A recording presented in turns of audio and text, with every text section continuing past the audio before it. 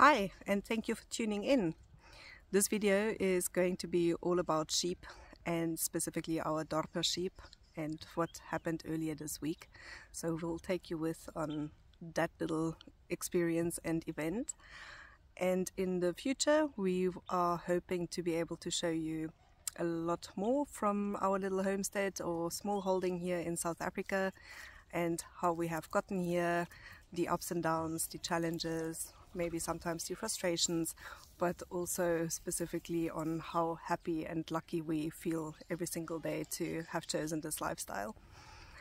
We would really appreciate if you leave us some comments, some questions, feedback about what you want us to show you, what we can maybe elaborate on.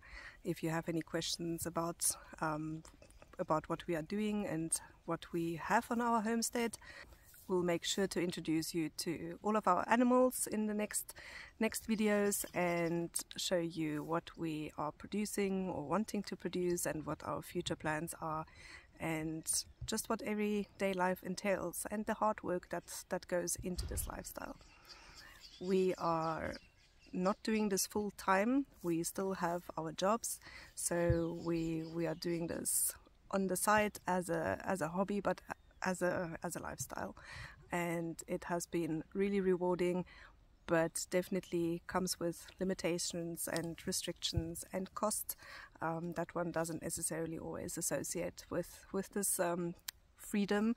But therefore you have the freedom and you have many more advantages, and really every day a lot of enjoyment that comes out of this.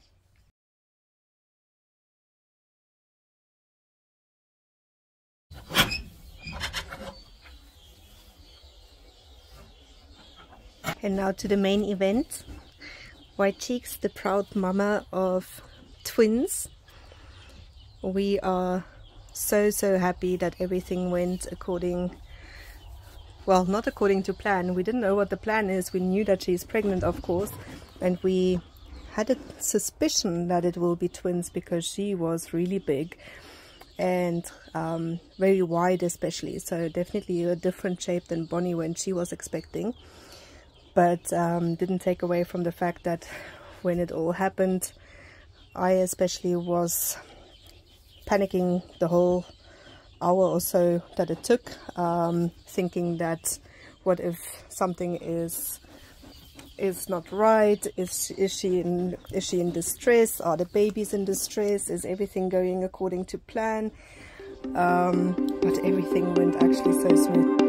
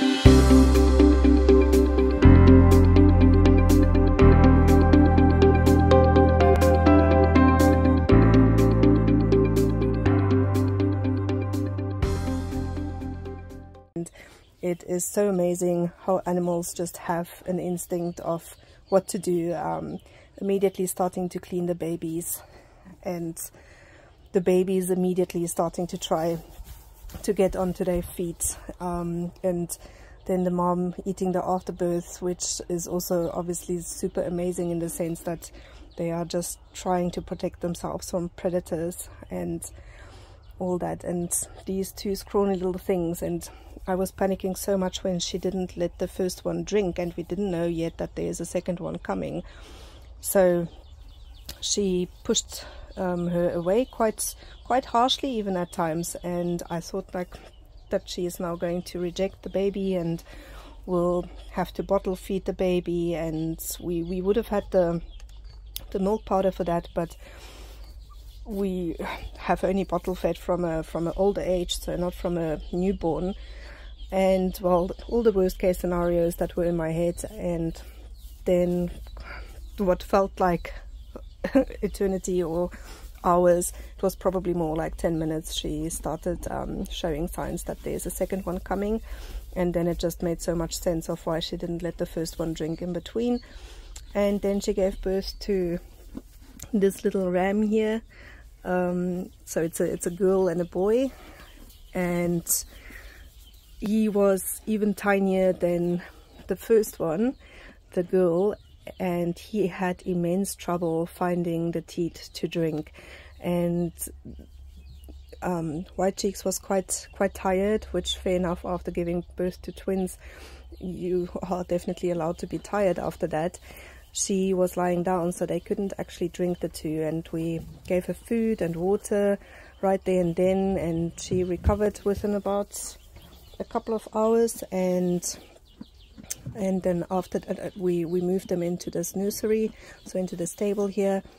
And when we came back after an hour or so, both of the lambs were drinking happily, and she let them drink, no issues. She was still licking them, so she is definitely being a good mommy to both of them. And they are pooping stuff that they are supposed to be pooping, and he is also not having any trouble finding the teat anymore. And they've been actually quite active. They obviously sleep a lot, but they are also up, and we've already seen the first kind of jump thingies and play thingies, so super cute. And obviously they are just really adorable.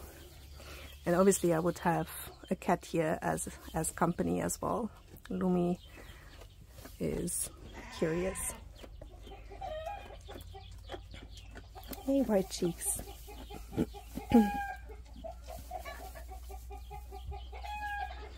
So Clive, the first ram, is the father of all three of these. So the twins here and Lily for Bonnie. So I think he has done enough fathering now. Obviously we can't have him breed further with his daughters. So we may or may not have him long enough for getting a second batch from Bonnie and White Cheeks, but we have to think about that. The purpose was never to really get now a big flock of sheep. So the purpose originally was meat, but when you look at these, I think it is very difficult to come to that sort of conclusion or kind of make that decision. But we'll have to make obviously difficult decisions in a couple of months' time of what the fate of these two will be. But we are still super happy, and it is so it's a privilege to witness something special like that. Nature is amazing.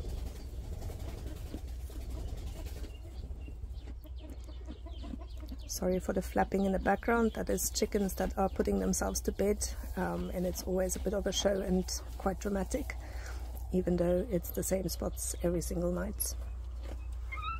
Lumi, what are you doing? What are you doing? Hmm?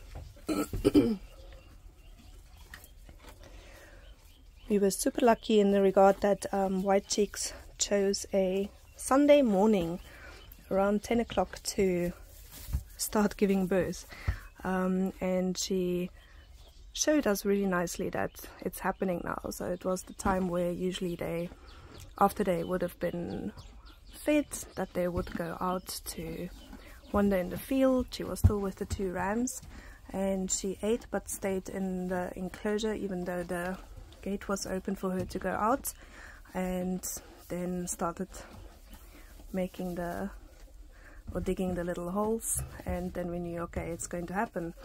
And that meant that we were both here, both had the time to check that everything did go okay, and it was a super good timing, and we are so glad that she stayed at home and didn't go out to the field to have it somewhere there.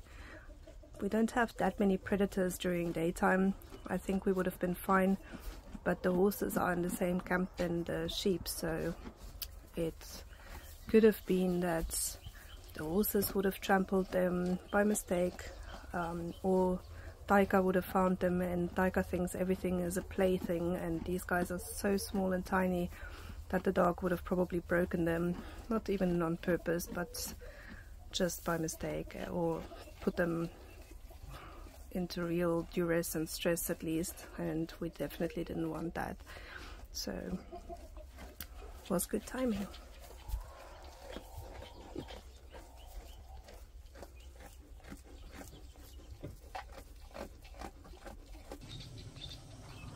Hi Clive, hey Gunie, how are you guys doing? Banned from the holding camp, huh? It's full of nurseries, this place now, so now you need to live in the field like actual sheep. How's that treating you? It's not that bad when you still get fed twice a day, huh? It can be done.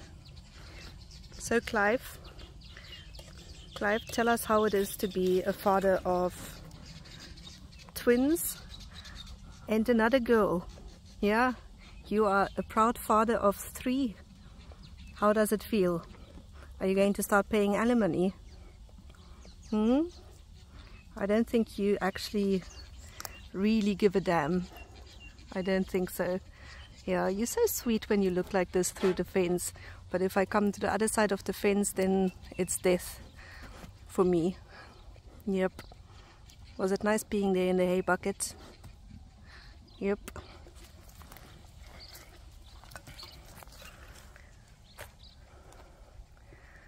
These guys have a pretty cool life. All they do is eat and sleep. It's a little bit like cats, but in the field. They get fed in the mornings, they get fed in the afternoons, even though they have all of this to explore and to eat. But they do not really like these bushes. We see them eating on them now and then, but everything else would be better. So they do get fed extra roughage and lamb pellets, which they love. And if they can get their hands on horse food, which they do try every day, then they will do that as well. But these are our 2 bigger rams. Clive is about 1.5 years old, and Gunie is just over a year old. Gunie is quite a bit smaller. They were both Handslammers. He is shedding a little bit, and he looks very sweet like this, but Clive is a mean mother fudger. Now that we have the nursery full of twins and white cheeks, now we had to put Bonnie and Lily into the holding camp, also overnight. So these 2 are going to be living here in the holding camp for a few more weeks until we reintegrate them with the rams. We have extremely weird weather going on at the moment. It's been still winter and we have had really cold nights, and now we have 2 days in between where it is totally wind still, opposed to what we had a couple of days ago, which is why our yard looks like an utter mess, to what it looks like now. It is 28 degrees and tomorrow it is 30 degrees Celsius, and just out of the blue, without any wind. it will go back down on the weekend, down to 4 degrees in the night, and the maximum of 16 degrees in the day. So it's just a couple of days of it being really, really warm. And I don't know how it is possible, but every single mosquito, fly and other insect has woken up from wherever they have been spending their time and is eating us and the animals alive at the moment. So we were just talking about all sorts of measures that we can take to keep mosquitoes and flies away. Obviously the horses get sprayed with a certain fly spray mix, and we found now something that is also for mosquitoes. But if you guys have any tips, please leave a tip in the comment or give us your feedback. We have been trying all sorts of different products, both homemade and store-bought, and they usually work for maybe a couple of days, and then after that the effects kind of wear off. Doesn't matter how often we apply it. The more expensive stuff from the store-bought products work a little bit better, but it gets really expensive when you need to spray everyone down at least a couple of times a day. So any tips and feedback would be appreciated. Leave us a comment. Aren't you, Lily? Yeah, munchy times. Feeding times are the best times. We have a serious Pavlov effect going on with these guys, especially the sheep. When they hear our front door opening, they instantly scream because they connected with feeding time. So when the front door opens and my husband comes out, they would think that it's feeding time, even though they would have been fed 5 minutes ago, even though it would be in the middle of the day, not even close to feeding time yet, or any of the sort. But they hear that door opening, it has a certain sound that it makes, and they will think it is feeding time. Especially this one. Lily is very vocal. I know our holding camp always looks like this chaotic sort of place.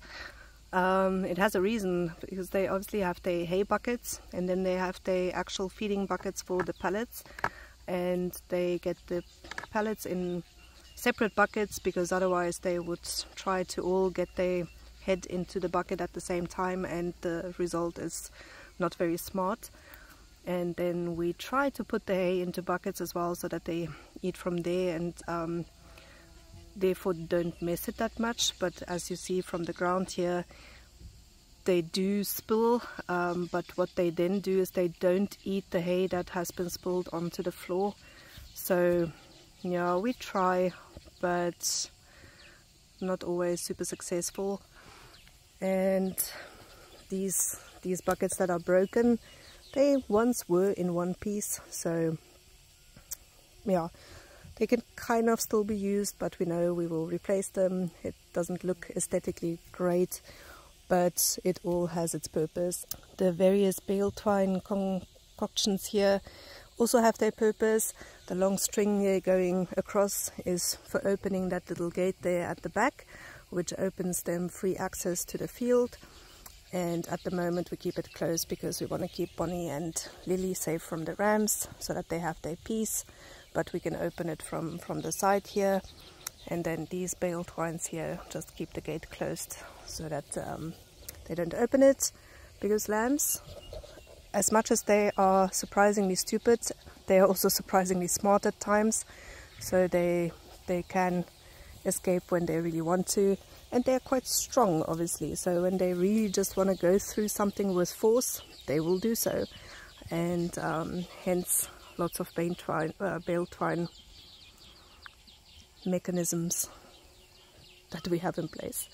But it's all not ideal yet, and as we've said before, we've only been here for, I say only, it's obviously been a while, 9 months, 8 months, 9 months.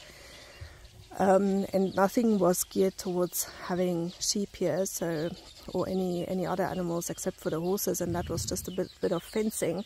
So we've had to come up with all of this stuff. We didn't have time to prepare anything before we moved here. We literally came in a couple of days, shipped or transported all of our animals through, and arrived and had to make quick plans to keep them safe, and that might always, or it might look a little bit messy, and it might look self-made and DIY, and that's because it is.